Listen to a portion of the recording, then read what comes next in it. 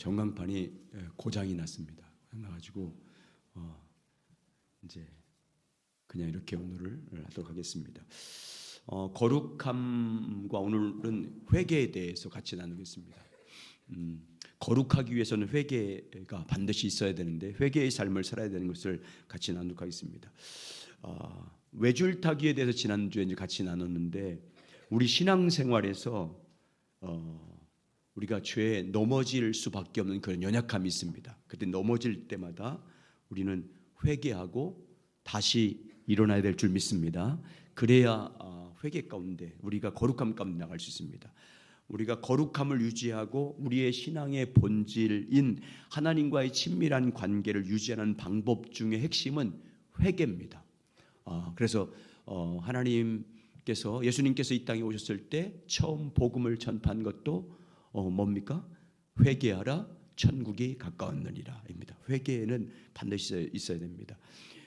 우리가 죄를 지어서 넘어질 때, 또 죄를 지어서 하나님을 멀리하게 될 때부터 회개하고 하나님께 돌아오는 이 간격이 좁아야 그래야 하나님과의 친밀한 교제 가운데 머물 수 있습니다. 그렇지 않습니까? 죄에 넘어졌어요. 그러면 빨리 회개하고 하나님께 돌아오는 이 간격이 짧아야 그래야 다시 하나님께서 은혜 주셔서 진실함과 또 거룩함 가운데 우리가 나갈 수 있습니다. 회개에서 가장 중요한 것 중 한 가지는 하나님의 작은 우리 가운데 임재해서 우리 가운데 역사하시고 우리 마음을 움직이시는 그 모든 감동에도 예민하게 반응하는 것이 중요합니다.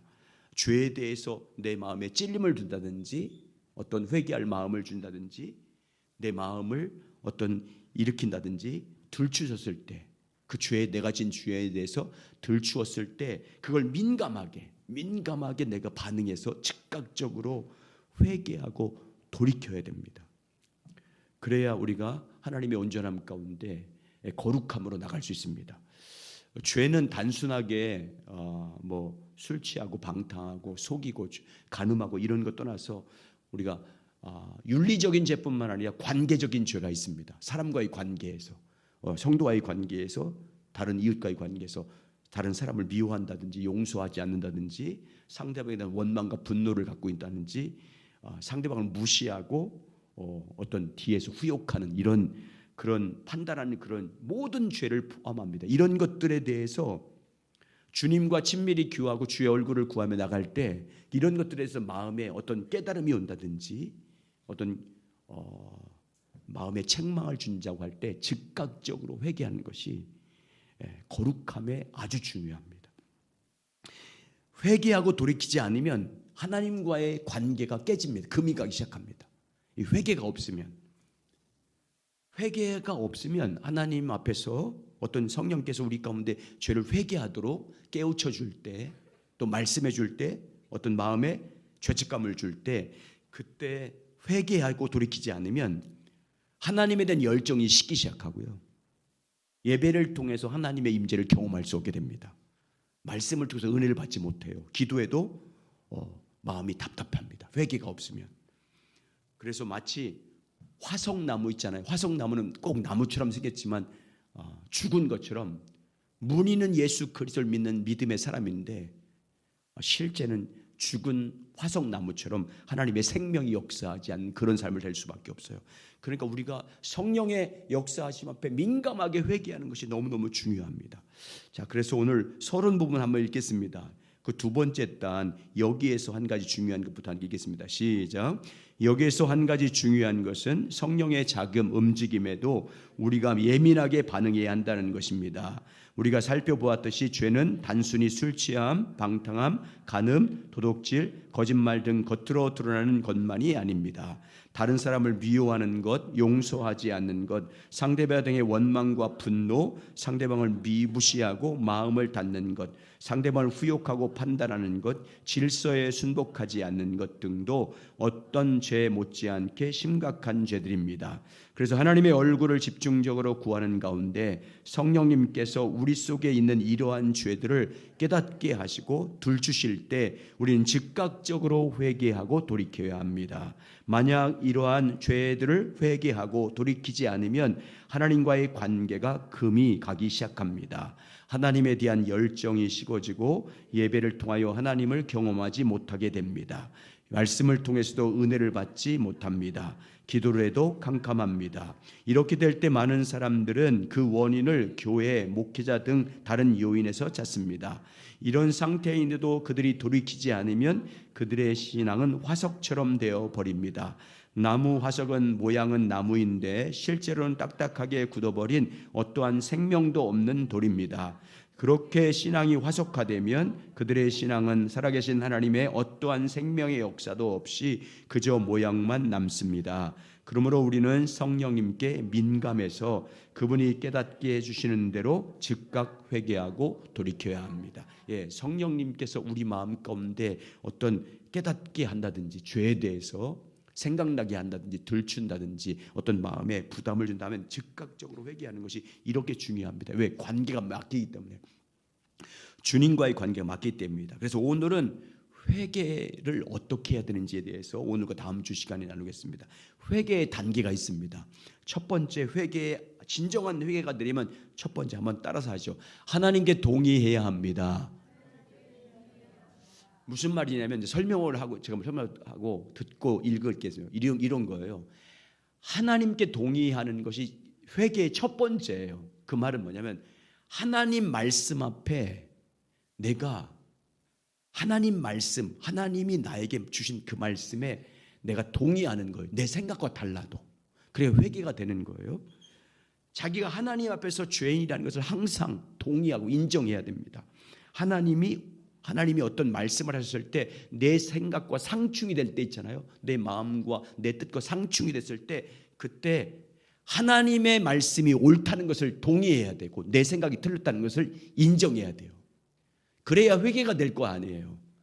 회개와 부흥의 시작은 하나님께 동의하는 것부터 시작돼요. 주님 말씀에 대해서. 주님이 우리에게 말씀하셨을 때 그 말씀에 대해서 내가 지금 상황적으로 감정적으로 아니면 내가 생각하는 것이나 내 판단하는 것이나 내 뜻이 하나님 말씀과 상충이 돼요. 달라요. 상이해. 그러면 여러분 하나님 말씀이 옳습니까? 내 생각이 옳습니까? 끝까지 자기 생각 옳다고 주장한 사람이 요나예요. 요나. 회개가 안 돼요. 회개의 시작은 진정한 회개의 시작은 하나님께 동의하는 거예요. 더 구체적으로 말씀드리면 그분이 말씀했을 때 그분이 깨닫게 했을 때 그 말씀에 내가 동의하는 거예요. 다시 말하면 하나님 말씀이 옳습니다. 하나님 말씀이 맞습니다. 인정하는 것이 중요해요. 자, 거기 한번 읽어볼게요. 첫 번째 회개의 단계 시작. 회개의 첫 번째 단계는 하나님께 동의하는 것입니다. 즉 자신의 행위에 대한 하나님의 판단에 동의하는 것입니다. 쉽게 말해서 자기가 하나님 앞에서 죄인이라는 사실을 인정하는 것입니다. 그것은 하나님이 옳고 자기가 잘못되었다는 것을 인정하는 것입니다. 이 동의가 없이는 하나님 진정한 회개는 시작도 되지 않습니다. 이것이 없으면 회개가 안 돼요. 그렇잖아요. 하나님께 돌아가는 것이 회개인데, 회개의 시작인데 하나님의 말씀과 하나님이 옳다는 동의가 없으면 어떻게 회개가 돼요? 회개가 안 돼요. 이걸 다시 말하면 하나님 말씀 앞에서 스스로 겸비한 거라고 표현하고 있어요. 역대하 7장 14절에 회개에 대해서 스스로 겸비한다. 그 말은 말씀 앞에서 하나님 앞에서 겸손한 거예요.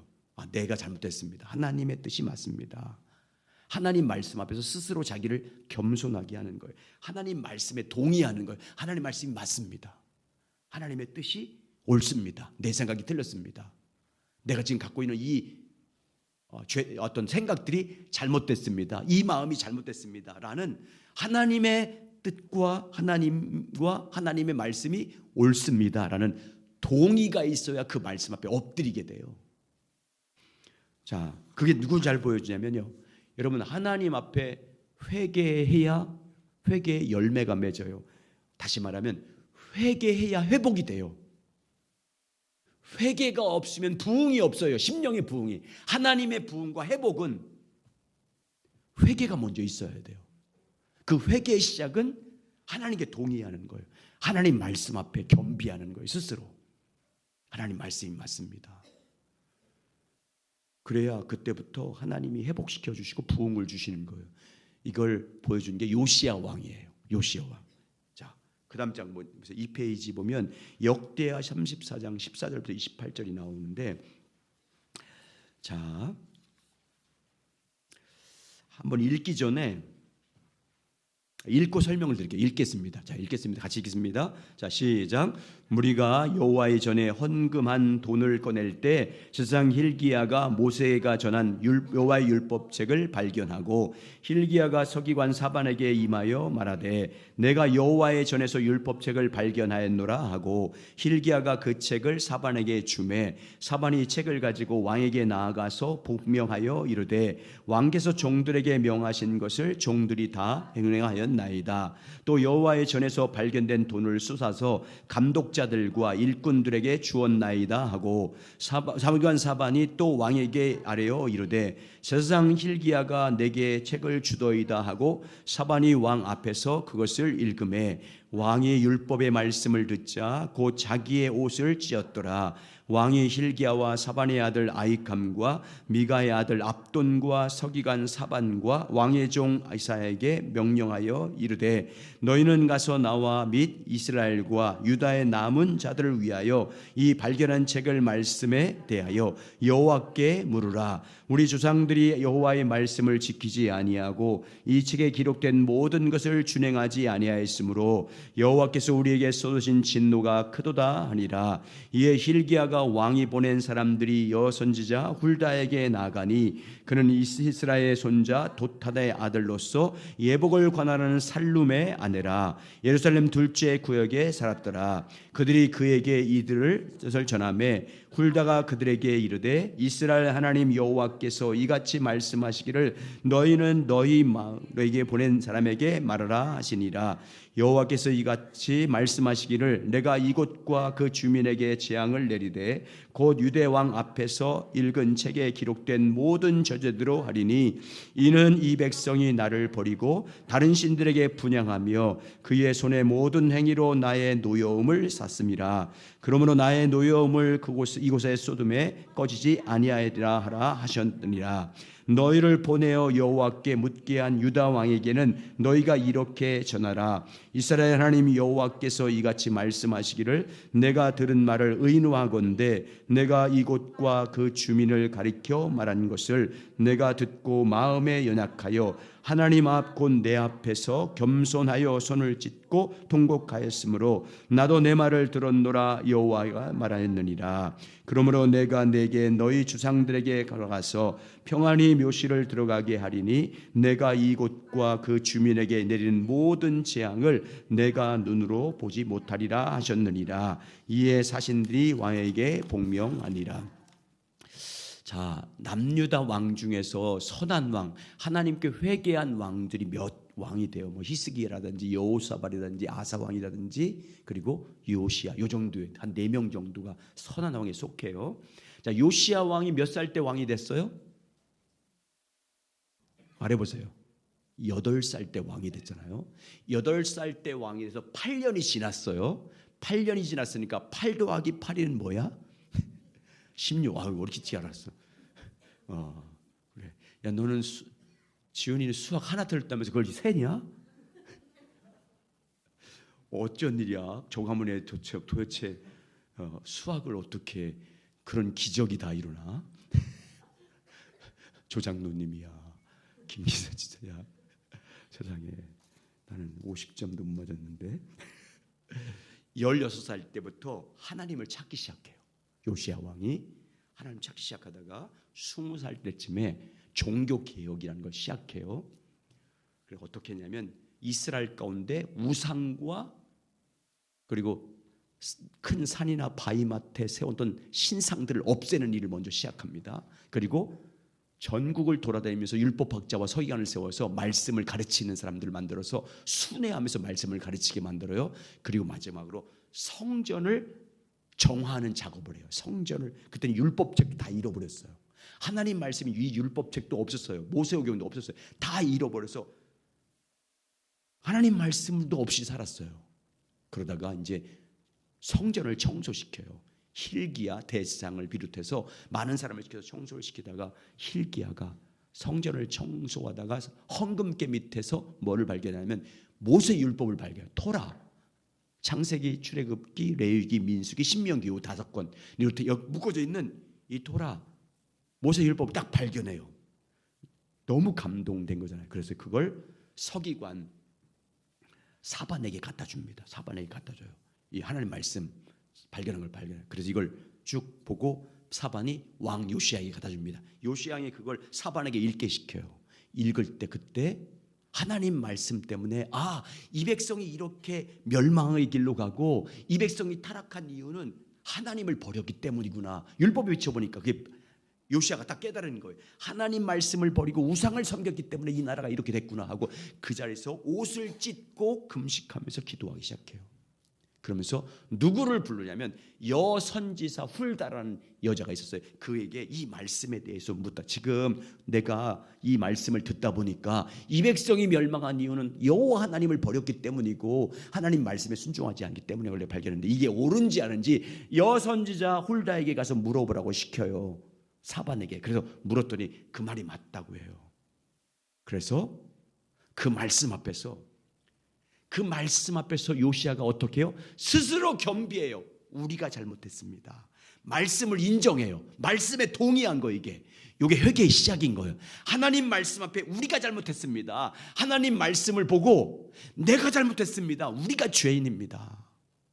이 백성이 멸망한 것은 주님 말씀대로 주님을 떠났기 때문입니다. 주님의 뜻을 따르지 않고 주님을 버렸기 때문입니다라고 하나님과 하나님 말씀 앞에 뭐예요? 동의해. 말씀에 동의하잖아요. 지금 그게 회개의 시작이에요. 그래서 여러분 요시야에게 뭐라고 축복을 해요? 요시야 때는 이 멸망을 보지 않게 할 거다 그러잖아요. 평안할 거다. 재앙이 임하지 않을 거다. 여러분 우리 하나님은요 어떤 큰 죄를 져도 진정으로 회개하면요 용서해요. 근데 보세요. 남유다가 멸망하니 이렇게 지금 남유다잖아요. 북이스라엘은 선한 왕이 한 사람도 없어요. 남유다 왕 중에서 남유다는 그 다윗의 자손들이 다 계속 왕을 이어가는 거잖아요. 약속대로 왕계를 끊지 않고. 근데 남유다도 멸망할 것, 바벨론에서 멸망할 것을 하는데 누구 왕 때문에 멸망한대요? 성경에 어떤 왕이 잘못해서? 히스기야 왕의 아들이 누구야? 누구? 크게 얘기해 보세요. 므낫셋. 히스기야가 너 죽을 거다. 이사야 선지자 너 죽을 거야. 너 죽을 거니까 빨리 죽을 준비해. 그러니까 히스기야가 성벽을 향해 놓고 막 부르지. 하나님 저 생명을 연장시켜 달라고. 그래서 15년 연장시켜 주잖아요. 그때 나왔어요.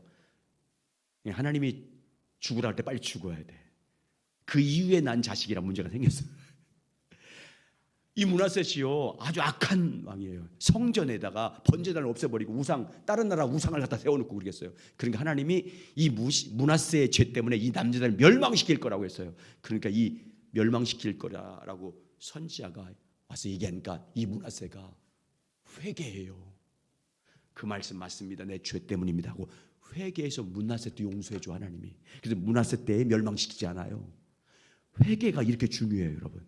하나님은 회개하면 어떤 죄도 용서할 줄 믿습니다. 하나님 말씀에 동의하는 거예요. 너 죄인이라고 할 때 동의하는 거예요. 너 그 죄 회개해야 돼 말할 때 그 말에 동의하는 거예요. 그게 스스로 겸비하는 거예요. 말씀 앞에 말씀이 맞습니다. 주님 말씀이 맞습니다 라고 동의하는 게 회개의 시작이에요. 다시 말하면 부흥의 시작이고 회복의 시작이에요. 그만하고 있는 거예요. 자 3페이지 쭉 설명드린 내용이에요. 그 내용 중 설명한 것입니다. 자, 그러면 그는부터 이제 셋째 단부터 그는 시작. 요시야를 말하는 시작. 그는 선지자 훌다에게 사람을 급히 보내어 성경을 통해서 자기가 깨달은 하나님의 뜻이 맞는지 확인했습니다. 선지자 훌다는 요시야가 깨달은 대로 유다 백성들이 하나님을 버렸기 때문에 하나님께서 그 모든 재앙을 유다와 예루살렘에 내리실 것이라고 말했습니다.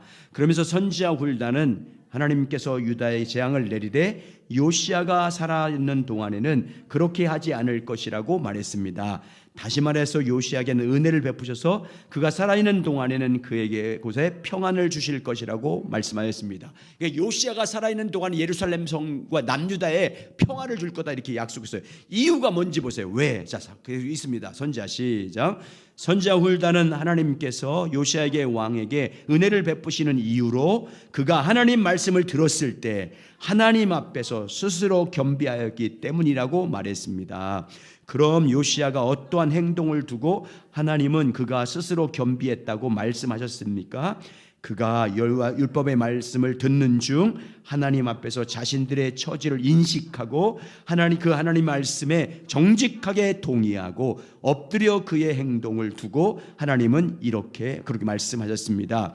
이처럼 성경에서 말하는 스스로 겸비했다는 말은 하나님 말씀에 정직하게 동의하고 그 말씀 앞에 엎드리는 것을 의미합니다. 그리고 이것이 회개의 첫 번째 단계입니다. 아멘. 회개는 첫 번째 하나님께 동의해야 됩니다. 하나님 말씀이 맞습니다.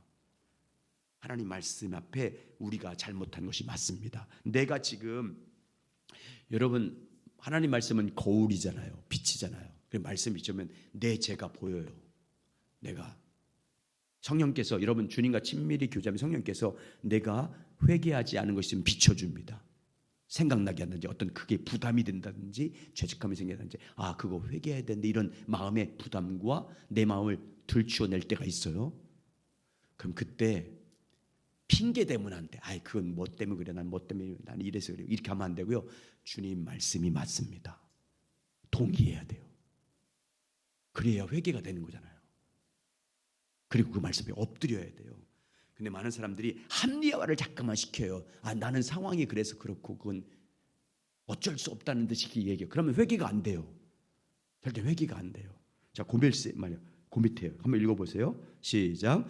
오늘날 적지 않은 성도들은 심지어 명백한 죄를 짓고도 하나님 말씀 앞에 정직하게 동의하고 서지 않습니다. 그들은 자신들은 정당화시킵니다. 여러 가지 핑계를 댑니다. 다른 사람들과 비교해서 적당히 넘어갑니다. 그들은 자신들의 죄를 직면하는 것 자체를 싫어합니다. 그들은 죄를 심각하게 다루는 메시지를 좋아하지 않습니다. 그들은 자신이 듣기에 좋은 소위 평강의 메시지만을 듣기 좋아합니다. 그러한 자세 가지고는 어떠한 참다운 회개가 있을 수 없습니다. 자, 예를 들어볼게요. 제가 지난 원주 제일장로교 부목사 있을 때 제가 소년부 담당을 했거든요. 소년부 5, 6학년을 담당했어요. 5, 6학년 이제 그 교학교 부흥에서 5, 6학년 담당을 하고 이제 평소에는 교구를 담당하고 이제 주일날 교회 학교는 이제 소년부였어요. 5, 6학년 담당하고 5, 6학년에 한 여자 집사님이 바이올린 한천 집사님이 계셨어요. 그리고 이제 1, 2학년 담당하고 있는 유년부에 또 권사님이 두 분, 한 분은 집사님이고 한 분 권사님인데 여자분들이에요. 그분도 바이올린, 그게 교회 오케스트라고 하는 두 분이 근데 서로 안 맞아. 너무 안 맞아요. 그냥 아주 얼굴도 안 쳐다보더라고. 내가 한 권사님한테 권사님이니까 권사님이 그래도 교회 어른이시니까 나이도 많고 어르시니까 먼저 화해를 하시라고. 그게 뭐냐고 이제 제가 그랬어요. 우리 교구였기 때문에 하나님 말씀을 이렇게 비추면서 신방하면서 그렇게 얘기했어요. 그러니까 뭐라냐면 그건 하나님 말씀이고요. 그 말씀이래. 근데 내 감정은 아니라 그런 말이야. 그건 말씀이고 나는 아니라 그런 말이야. 많은 사람들이요 그렇게 합리화시켜. 그러면 회개가 안 돼요. 절대 회개가 안 되는 거예요. 하나님 말씀이 맞습니다. 하나님 말씀이 옳습니다. 내 생각이 잘못됐습니다. 이게 먼저 주님 앞에 이게 마음으로 동의가 돼야 돼요.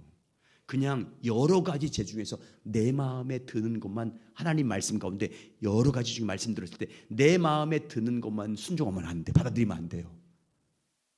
내 마음에 맞는 것만 동의해서 받아들이면 안 된다고요. 10가지 중에서 맞는 건 동의해서 회개하고 나머지는 안 받아들여 말씀을. 그건요 선별적 회개라고 말해요. 선별적 동의예요. 그건 동의가 아니에요. 누가 그랬어요? 사울이. 모든 재물들 다 아말렉과의 전쟁에서 재물, 아각 왕과의 싸움에서 재물 다 잡으면 다 죽이라고 했잖아요. 근데 좋은 것들은 남겨놓고 나쁜 것들은 다 죽였잖아요. 선별적으로. 그런 회개는요, 회개 아니에요. 하나님이 말씀 앞에 온전히 동의하는 거예요. 자기의 처지를 인식하고 하나님 앞에서 철저히 인식하고 현실을 인식하고 말씀 앞에 동의하고 엎드리는 것이 회개의 시작이고 그래야 회복이 돼요. 부흥이 돼요. 자, 그 다음 장 보세요. 4페이지 한번 읽어보겠습니다. 자, 또한 시작. 또한 자신들의 잘못했다고 생각한 몇 가지에 대해서 그저 하나님께 잘못했다고 고백한다고 해서 그것이 진정한 회개는 아닙니다. 하나님 앞에서 자신의 처지를 인식하고 하나님의 말씀에 동의하여 그 앞에 엎드려야 합니다. 마틴 노이드 존스 목사가 부흥이 오는 첫 번째 단계는 현실이란 인식이라고 말한 것도 같은 맥락입니다. 하나님 앞에서 자기들의 처지가 어떠한 상태인지를 인식하는 것, 그리고 요시야처럼 하나님 앞에 정직하게 동의하고 엎드리는 것, 그것이 부흥의 첫 번째 단계입니다. 그것이 없이는 참다한 부흥에 대한 어떤 소망도 없다고 말합니다. 어떤 회복도 부흥도 없어요. 회개는 첫 번째 시작이 뭐야 된다고요? 하나님께 동의해야 돼요. 여러분, 우리는 주님 앞에 정말 은혜를 하나님 말씀이면 아멘하고 내려놓아야 될 줄 믿습니다. 교회가 여러분 왜 질서가 없을까요? 교회가 서로 생각이 다른 사람도 있어요. 그럼에도 불구하고 서로 다 달라. 생각이 다르고 경험이 다르고 주장하는 게 달라요. 그래도 여러분 교회는 충분히 하나 되어야 될 줄 믿습니다. 뭐 앞에서? 말씀 앞에 다 순종할 수 있어야 되잖아요. 생각이 달라도 그래야 하나 될 거 아니에요. 근데 말씀 앞에 동의를 안 해요.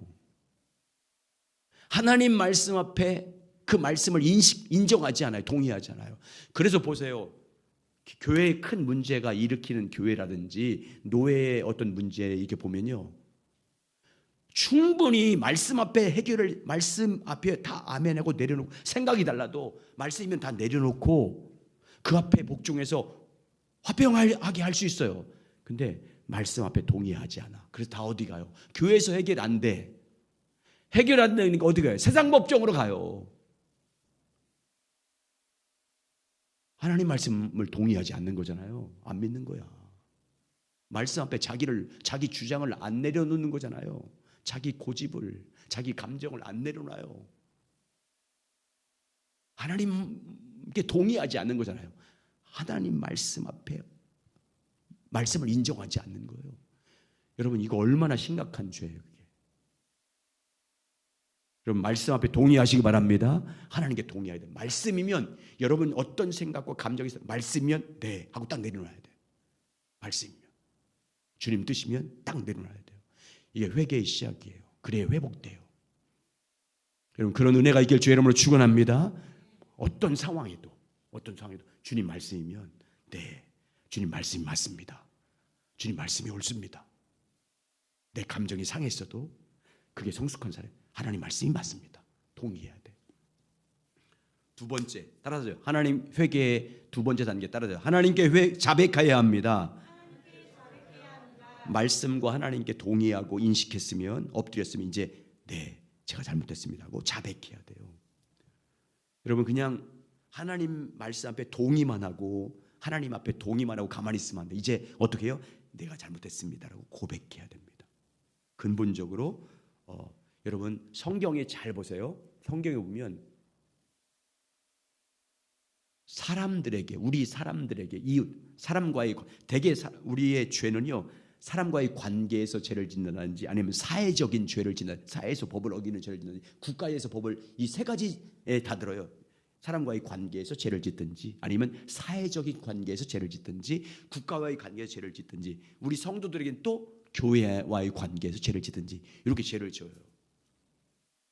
근데 성경에서 이 모든 사람과의 관계에서, 사회적인 관계에서, 국가적인 관계에서 죄를 지었는데 그 모든 것들을 한마디로 말해서 누구에게 죄를 지었다고 말해요? 그렇게 어떤 사람에게 지은 죄도 성경은 누구에게 죄를 지은 거라고 말합니까? 하나님께 죄를 지은 거라고 그래요. 내가 우리 집사님에게 어떤 잘못을 했어요. 미워해. 뒤에서 막 욕하고 다녔어. 이기훈 지사님에게 죄를 지은 게 아니라 그것 곧 하나님께 지은 거라고 하나님 성경은 말해요. 간음한 것도 하나님께 지은 죄라고 말하고, 그리고 살인하는 것도 하나님께 지은 죄라고 말하고, 사람과의 관계에서 미워하고 시기한 것도 하나님과의 죄를 지은 거라고 얘기해요. 그게 이제 다윗이 고백하는 신앙 고백을 보면 알 수 있어요. 거기 보세요. 시편 51편 1절 4절은 다윗이 바세바, 우리아의 아내 바세바를 범해 놓고 나단 선지자가 나서 죄를 지적했잖아요. 당신이 간음죄를 졌고 살인죄를 졌다고 지적했을 때 그가 그대로 인정해요. 보세요. 다윗이 그 말씀, 나단 선지자를 통해서 자기 죄를 지적했을 때, 하나님의 말씀대로 지적했을 때 첫 번째 뭐예요? 네, 맞습니다. 주님, 제가 죄인입니다라고 인식해요. 동의해요. 하나님께 먼저 동의해요. 나단 선지자를 통해서 말씀하신 하나님 말씀 앞에 동의를 해요. 그리고 자백해요. 근데 우리아의 아내에게 죄를 범했고 우리아에게 죄를 졌잖아요. 근데 하나님께 죄를 졌다고 고백해요. 자, 보세요. 자, 시편 51편 1절 4절. 자, 시작. 하나님이여 주의 인자를 따라 내가 은혜를 베푸시며 주의 많은 긍휼을 따라 내 죄악을 지우소서. 나의 죄악을 맑게 쓰시며 나의 죄를 깨끗이 제하소서. 물은 나는 내 죄과를 아오니 내 죄가 항상 내 앞에 있나이다. 내가 주께만 범죄하여 주의 목전에 앵얼생하였으니 주께서 말씀하실 때 의로우시다 하고 주께서 심판하실 때 순전하시다 하리이다. 자, 이 시편은 누가 지금 다윗이 바세바를 간음했을 때 지은 지입니다. 근데 보세요. 자신이 누구에게 죄를 범했대요. 4절 보세요. 4절. 내가 주께만 범죄하여 주의 목전에 애건하였. 여러분, 이것은 하나님께만 죄를 졌다 그런 말이 아니고요. 그러면 우리아와 바세바에게는 죄를 진 게 아니네, 사람에게는 죄를 진 거 아니네, 이런 고백이 아니에요. 모든 죄는 하나님, 누구에게 졌든 그 사람에게뿐만 아니라 하나님께도 죄를 졌다는 고백이에요. 자, 한번 읽어보겠습니다. 그 밑에 시작. 이 시편은 다윗이 바세바를 간음하고 그 죄를 숨기기 위해 그 남편 우리아를 살해한 후에 하나님께서 나단 선지자를 그에게 보내사 그의 죄를 지적하셨을 때 그가 쓴 시편입니다. 우선 그는 하나님께서 나단을 통해서 그의 죄를 지적했을 때 왕으로서 얼마든지 그것을 무시하거나 핑계할 수 있었습니다. 그는 오히려 나단에게 화를 내거나 그를 처벌할 수도 있었습니다. 그러나 그는 그렇게 하지 않았습니다. 정직하게 하나님 말씀에 동의했습니다. 그리고 그는 이 시편을 보아도 알 수 있듯이 하나님께 그의 죄를 자백했습니다. 예. 첫 번째 회개의 첫 번째는 뭐라고 했어요? 동의하는 거잖아요. 하나님 말씀에 동의했어요. 그렇습니다. 내가 죄를 졌습니다. 주님 말씀대로 내가 죄인입니다. 살인죄를 졌고 간음죄를 졌습니다. 그리고 하나님 앞에 자기 죄를 고백합니다. 여러분, 여기 보면 정말 하나님께 범죄하였나이다 이렇게 고백하잖아요. 자, 여러분 5페이지 넘겨보세요. 거기 읽어보겠습니다. 그런데 여기서 시작.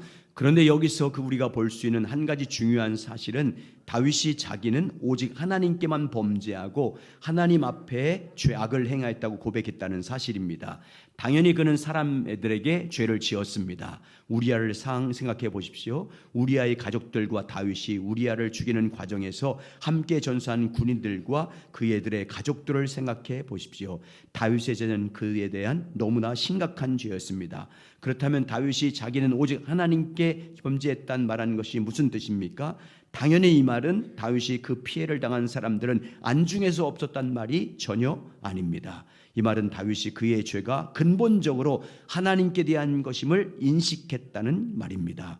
우리가 죄를 회개할 때 우리가 근본적으로 하나님께 죄를 지었다는 사실을 인식하고 하나님께 회개하고 자백해야 됩니다. 여러분, 저 보세요. 사람에게 죄를 졌든지 관계적인 죄를 졌든지 결국 우리는 반드시 그 사람에게도 용서를 구해야 되지만 누구 앞에 죄를 지은 것임을 자백해야 되는 거예요? 하나님께. 아멘. 하나님께. 우리 모두. 그러니까 여러분 예를 들면 우리는 살인하지 말라, 간음하지 말라 이런 건 안 하잖아요. 근데 그건 죄라고 인식해. 도둑질하고 거짓 증거하고 죄라고 인식해요. 근데 누구에 대해서 험담하고 다니는 것에 대해서는 별로 죄의식을 안 가져. 그것도 하나님께 죄를 지은 거라는 그 말이에요.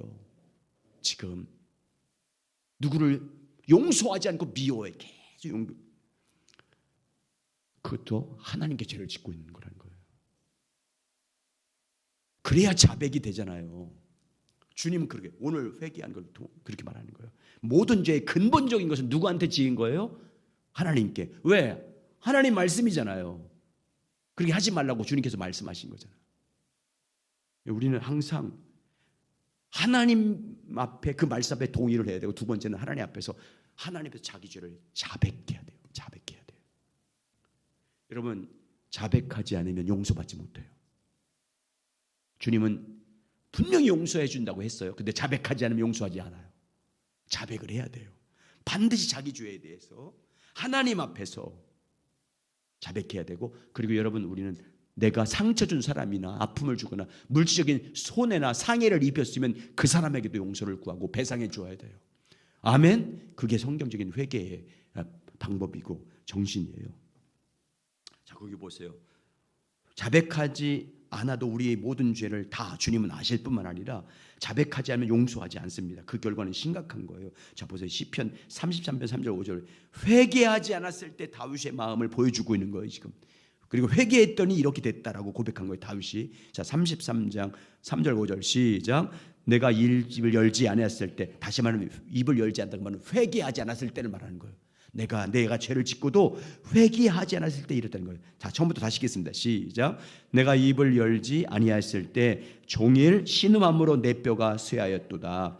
주의 손이 주야로 나를 누르시오니 내 진액이 빠져서 여름 가뭄의 마름같이 되었나이다. 내가 이르기를 내 허물을 여호와께 자복하리라 하고 주께 내 죄를 아뢰고 내 죄악을 숨기지 아니하였더니 곧 주께서 내 죄악을 사하셨나이다. 죄를 고백하지 않았을 때, 죄를 알고도 스스로 자기 죄를 인식했음에도 불구하고 고백하지 않고 하나님께 자백하지 않았을 때, 그가 입을 열지 않고 어설 때 어떻대요? 신음했다. 종일토록 신음했다. 그 영혼이 쇠두다. 여러분, 회개하지 않으면요, 우리 영혼이 병들어요. 자기 죄를 자백하지 않으면요, 다 막혀요. 다 막혀. 반드시 회개해야 돼요. 주의 손이 주야로 나를 누르는 것 같다. 여러분, 얼마나 영적 압박감을 갖는 거예요. 그 진액이 빠져나갔다. 여름감을 말한 같이 영혼이 피폐해지는 걸 표현하고 있는 거예요. 영혼이 완전히 피폐해지는 거예요. 그래서 못 견뎌서 자복해서 하나님께 자복했더니 주님이 어떻게 했대요? 주께서 내 죄악을 사하셨나이다. 아멘. 우리 주님은요, 자백해야 사해 주시는 분이에요. 자, 읽겠습니다. 같이 읽습니다. 시작. 다윗은 그가 그의 죄를 하나님 앞에 토설치 않았을 때의 상태를 내가 종일 신음함으로 내가 뼈가 쇠하였도다. 주의 손이 주야로 나를 누르시오니 내 진액이 빠져서 여름 가뭄의 마름같이 되었나이다라고 고백하고 있습니다. 우리가 우리 죄를 자백하지 않을 때 하나님과 우리의 관계가 끊어지고 영육간의 우리의 상태는 다윗의 고백과 같이 됩니다. 그러나 다윗이 그의 죄를 하나님 앞에 자백하였을 때 하나님은 그의 죄를 용서해 주셨습니다. 혹시 여러분은 여러분의 죄를 하나님 앞에 자백하지 않음으로써 다윗과 같은 상태에 있지 않습니까? 하나님께 회개하고 자복하시기 바랍니다. 여러분은 하나님께 여러분의 죄를 고백할 때 하나님은 여러분을 용서하십니다. 어떤 죄든지 주님은 우리가 내 죄를 인식하고 자백할 때 용서해 주신 분인 줄 믿습니다. 여러분, 회개 없이 하나님 앞에 예배드리고 기도하면 그거 주님이 받으신대요? 받지 않는데요? 받지 않는다고 말하셨습니다. 상급, 어떤 예물도 받지 않는다고 말하잖아요. 거기 한번 읽어보겠습니다. 6페이지입니다. 6페이지. 회개 없이 종교적인 의식으로 우리 죄가 사해진다는 것이 아닙니다. 그러니까 회개하지 않고 자기 죄를 자백하지 않고 예배드리고 그리고 찬양드리고 말씀을 보면 그런 의식 행한다고 용서되는 게 아니에요. 자백해야 되는 거예요. 용서받는 길은요, 자백해야 돼요. 자, 시편 51편 16절 17절 시작. 주께서 제사를 기뻐하지 아니하시나니 그렇지 아니하면 내가 드렸을 것이라. 주는 번제를 기뻐하지 아니하시나이다. 하나님께서 구하는 제사는 상한 심령이라. 하나님이여 상하고 통회하는 마음을 주께서 멸시하지 아니하시리이다. 여러분, 하나님께서 제사를 기뻐하지 않는다, 그 말이 무슨 뜻이에요? 하나님께 회개 없이 하나님 앞에 자기 죄를 고백하지 않고, 제사는 예배잖아요. 예배 드리는 걸 기뻐하지 않는다는 거예요. 그래서 마태복음 5장이면 산상수훈에 예물을 드리러 나가기 전에 먼저 뭐 하래요? 형제들 앞에 관계가 깨져 있으면, 죄가 있으면 먼저 뭐 하래요? 회개하고 자백하고 나서 예물을 드려야 받으신다 이렇게 말씀하잖아요. 그러니까 하나님 앞에 자기 죄를 자백하지 않은 예배를 기뻐하지 않는다는 것입니다. 그 다윗은 나는 예물을 다윗은 재산이 많았어요. 개인 재산을 관리하는 관리원들이 있을 정도였으니까 굉장히 그는 얼마든지 하나님께 많은 걸 드릴 수 있었어요. 근데 드리지 않았어요. 왜? 하나님 받지 않는 것을 알았기 때문에. 회개 없으면. 그래서 그가 깨닫고 하나님께 구하는 제사는 상한 심령이다. 정말 자기 죄에 대해서 애통하고 정말 통회하며 자복하는 그 심령을 주님은 받으신다라는 것을 고백하고 있습니다. 자, 한번 읽겠습니다. 여기서 시작. 여기서 하나님께서 번제와 제사를 기뻐하지 않는다는 말은 죄로 인하여 하나님과의 관계가 깨어져 있는 상태에서 올바른 회개 없이 그저 외적으로 드리는 번제와 제사를 하나님께서 기뻐하지 않는다는 의미입니다. 다윗이 만약 하나님께서 그것을 원하셨다면 그는 수많은 희생 제사를 드렸을 것이라고 말합니다. 실로 다윗은 그렇게 할 수 있는 부강한 사람이었습니다. 그러나 하나님께서 구하는 제사는 애통하고 통회하는 마음의 제사입니다. 반드시 회개, 자기 죄를 고백하는, 분명히 하나님 말씀 앞에 그 죄에 대해서 동의를 하고 동의했으면 반드시 자복해 용서를 받는다는 것을 보여주고 있습니다. 그 다음 오늘날부터 읽겠습니다. 세 번째 단 오늘날 시작. 오늘날 어떤 사람들은 자기 죄를 회개하고 자백하지 않으면서 하나님께 드리는 기도와 금식, 새벽기도, 감사헌금, 봉사 등 몇 가지 종교적인 의식을 가지고 회개를 대신하려고 합니다. 그러나 그것이 어리석은 생각입니다. 하나님은 그런 의식들을 기뻐하지 않습니다. 다윗이 했던 것처럼 그렇게 자신의 죄를 인식하고 하나님의 은혜와 은총을 구하고 절박하게 애통하고 통회하는 심령으로 하나님 앞에 서야 합니다. 아멘. 여러분 저 보세요. 무슨 뜻인지 알겠죠? 아무리 헌금을 많이 드리고 새벽 기도를 하고 회개하지 않고 그걸로 대체하려고 하면 안 된다 그 말이에요. 반드시 자복해야 돼요. 죄에 대해서는 첫 번째 자기 자신에 대해서 인식해야 됩니다. 하나님 앞에서 자기 죄에 대해 인식해야 되고 그리고 하나님께 동의해야 됩니다. 하나님 말씀이 옳음을 항상 말씀 앞에 동의하고 그 앞에 엎드려야 됩니다. 그리고 두 번째는 그 앞에 하나님께 자백해야 됩니다. 여러분 내 입술로 내 죄에 대해서 하나님께 고백해야 됩니다. 하나님께. 여러분 이렇게 해야 이런 회개의 삶을 시작해야 회복이 되고 부흥이 일어나고 오늘 거룩함에 이를 수 있습니다. 이런 회개가 없어 보세요. 거룩할 수 없어요. 주님의 거룩한 성전으로서 온전히 회복될 수 없어요. 여러분 회개를 하지 않으면 요즘에는 회개하라는 말씀의 선포를 듣기 싫어해요. 축복에 대한 선교, 평안의 선교, 세상적인 어떤 성공의 방법 이런 것 설교에 좋아하는 시대가 되어버렸어요. 여러분 회개 없이는 천국이 없어요. 그래서 모든 관계는요 천국 가기 전에 우리 너무 젊기 때문에 천국 가기 너무 멀다. 바로 회개하셔야 돼. 관계 풀어야 돼. 오래 가기 전에. 여러분 주님 앞에서 혹시 성령께서 깨닫게 하시고 이런 마음 가운데 늘 깊이 기도하는 가운데 규제하는 가운데 여러분 마음에 걸림이 온다든지 마음에 꺼리낌이 있다든지 어떤 죄 있으면 반드시 풀으셔야 됩니다. 자백하게 상대방이 어떠하든지 받아들인지 않든지 여러분과 제가 할 일만 하면 되는 거예요. 아멘. 자백하셔야 돼요. 그래 풀어야 돼요. 그래야 하나님과의 관계도 안 막혀요. 다 풀려요. 회복이 되기 시작합니다. 거룩함에 이를 수 있어요. 이런 놀라운 회복이 우리 가운데 있길 예수 그리스도 이름으로 축복합니다. 자, 우리 일어나셔서 말씀 앞에서 찬양드리겠습니다.